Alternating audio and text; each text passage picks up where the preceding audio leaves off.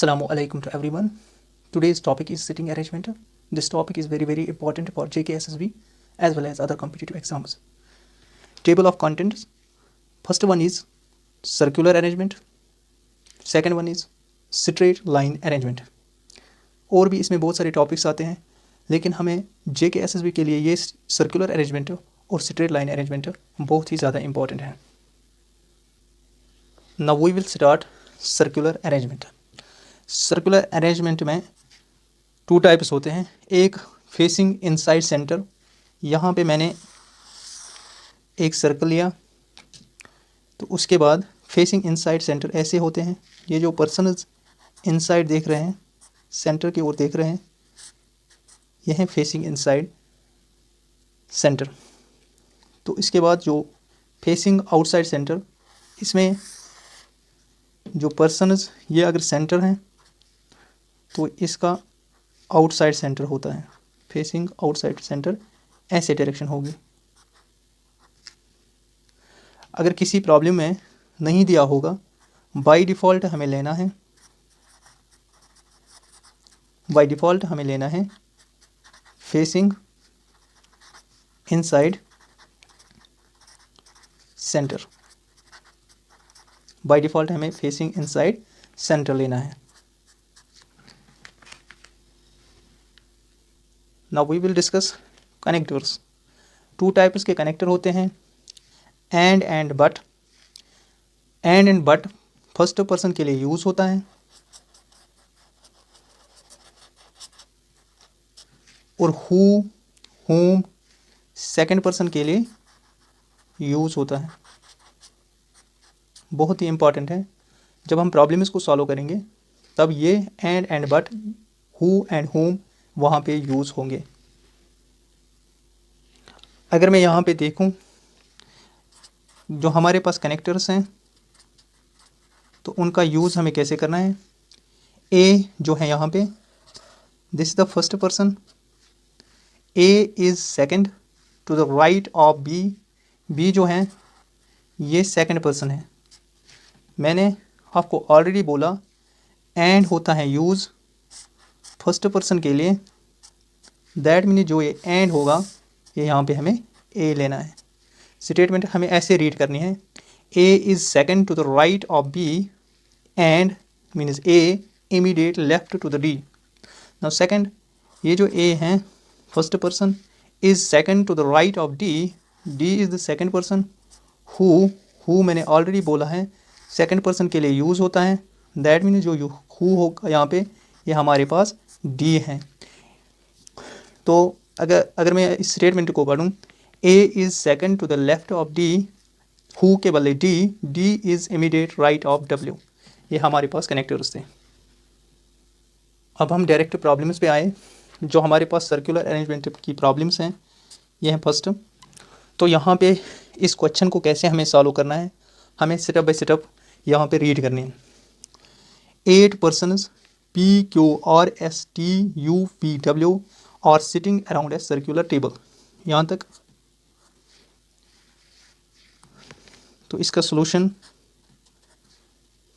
तो मुझे यहाँ पे 2 सर्कल लेने हैं. यहाँ पे 1, यहाँ पे 2. इसके बाद बाय डिफ़ॉल्ट मैंने आपको ऑलरेडी बोला था, बाय डिफ़ॉल्ट हमें लेना है फेसिंग इनसाइड. तो यहाँ पे मुझे बनाना है 8 persons. That means first one, second one, third one, fourth, fifth, sixth, यहाँ पे 7, यहाँ पे 8. यहाँ पे भी मुझे ऐसे ही बनाना है. First, second, third, 4, 5, 6, 7 and 8. इसके बाद हमें देखने यहाँ पे सेटअप और पढ़ना है आगे. S is immediate right of W.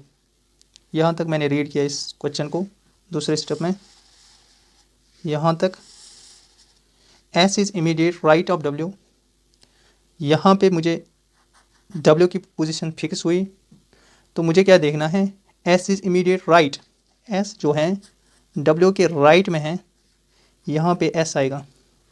ये जो राइट और लेफ़्ट टर्न मैंने आपको ऑलरेडी सिखाया, W के राइट में मुझे S बनाना है, यह है इसकी फिक्स्ड पोजीशन। इसी तरीके से इस डायग्राम में भी मुझे W बनाना है पहले, यहाँ पे इसकी फिक्स्ड पोजीशन। उसके बाद हम देखें V is not next to either और एंड T, यहाँ तक मैंने रीड किया इसको। V is not next to either और एंड T, इसका मतलब R के सामने राइट में भी V नहीं आना चाहिए और R के सामने लेफ़्ट में V नहीं आना चाहिए, इस स्टेटमेंट का यही मान्य है। और दूसरा, T के सामने V नहीं आना चाहिए, राइट में भी V नहीं आना चाहिए, लेफ़्ट में भी V नहीं आना चाहिए। अभी हमने इसको यहाँ पे रखा है, अभी हम इसको फिट यहाँ पे नहीं करेंगे। थोड़ा सा आगे, W is to the immediate right of T, यहाँ तक मैंने इसको रीड किया है।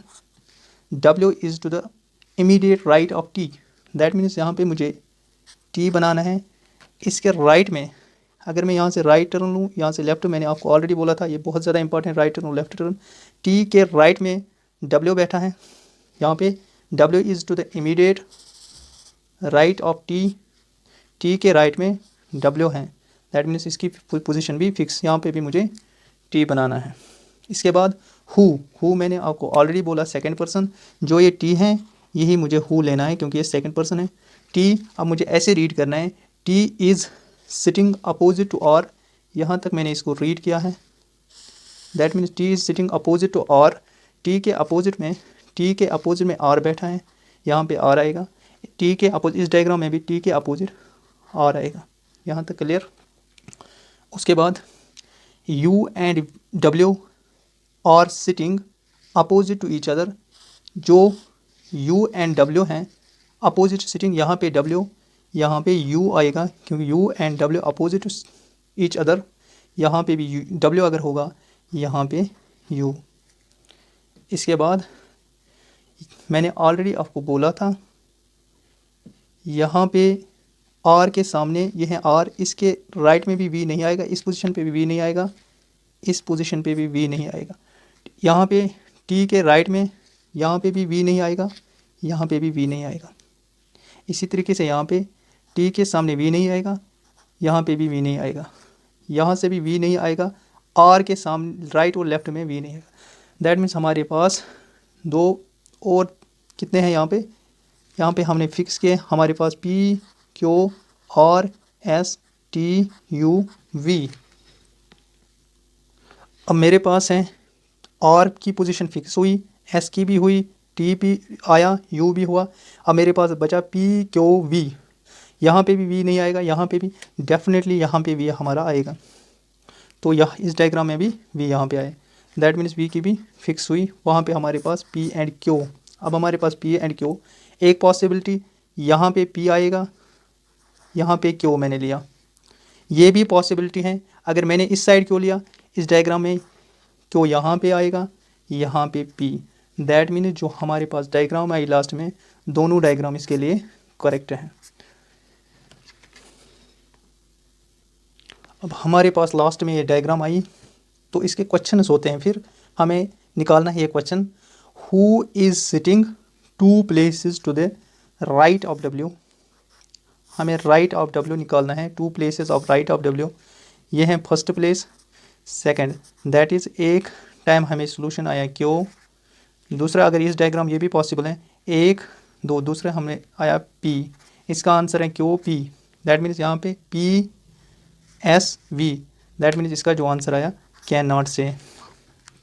अगर हम दूसरे question number second, if R and V are interchange, R and V को हमें इंटरचेंज करना है। चलो देखते हैं यहाँ पे R अगर यहाँ पे है,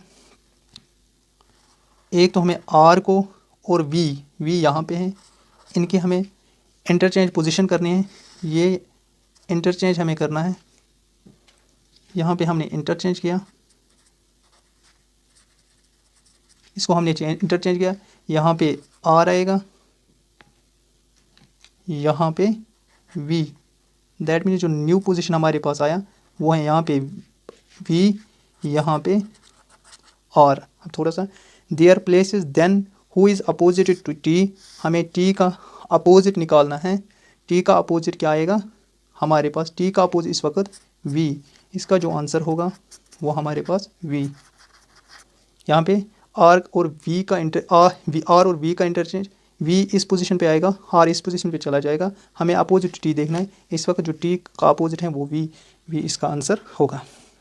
second, third question, if v is to the immediate left of p, अगर v जो है v यहाँ पे है, यहाँ पे मैं इसका डायग्राम फ्रेम करूँ फर्स्ट, ये है हमारे पास, ये हमारे पास u, ये है हमारे पास w, t, p और ये है हमारे पास q, ये है r, ये है s और ये है v, ये था u, ये था v।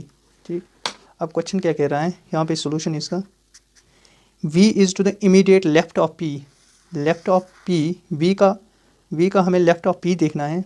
अगर ये v है, ये होता है, इसका टर्म ऐसे होगा राइट, सॉरी यहाँ पे हमें देखना है v is to the immediate left of p। यहाँ पे अगर हम देखेंगे p के लेफ्ट में ये है राइट इसका, ये है लेफ्ट, लेफ्ट में है इसका v, p के लेफ्ट में है v यहाँ पे। दैट मीन्स अगर हम इस डायग्राम को देखें, यहाँ पे क्यों के राइट में है, क्यों के राइट में है v, दैट मीन्स यहाँ पे ये डायग्राम फेल होगी, हमें यहाँ पे इस डायग्राम पे काम करना है। तो then who is to the immediate left of r, हमें निकालना है लेफ्ट ऑफ r, यहाँ पे है इसका लेफ्ट, दैट मीन्स जो हमारे पास आंसर आया वो क्यों है, जो हमारे पास आंसर आया वो क्यों है। इस प्रॉब्लम को फिर से मैं आपको समझाऊं। यहाँ पे मैंने आपको बोला if v is to the immediate left of p, p के लेफ्ट में v बैठा है, दैट मीन्स दिस पोजीशन, ये हमारे पास फर्स्ट केस था, और जो यहाँ पे फर्स्ट केस और यहाँ पे सेकंड केस, हमें चेक करना है इस क्वेश्चन में कौन सा आएगा यहाँ पे। दैट मीन्स p के लेफ्ट में v बैठा है, यहाँ पे q के लेफ्ट में v बैठा है, दैट मीन्स ये कैंसिल होगी। अब हमारे पास फर्स्ट डायग्राम, ये इस पे हमें काम करना है। Then who is to the immediate left of r, आपको राइट r के लेफ्ट में देखना है कौन सा बैठा है, वो है q, जो हमारे पास आंसर आया q। इसीलिए मैंने पहली डायरेक्शंस में समझाया, राइट टर्न और लेफ़्ट टर्न ये बहुत ही ज़्यादा इम्पॉर्टेंट, जब भी कोई प्रॉब्लम हम सॉल्व करेंगे ये बहुत ज़्यादा इंपॉर्टेंट, राइट टर्न और लेफ़्ट टर्न। थैंक्स।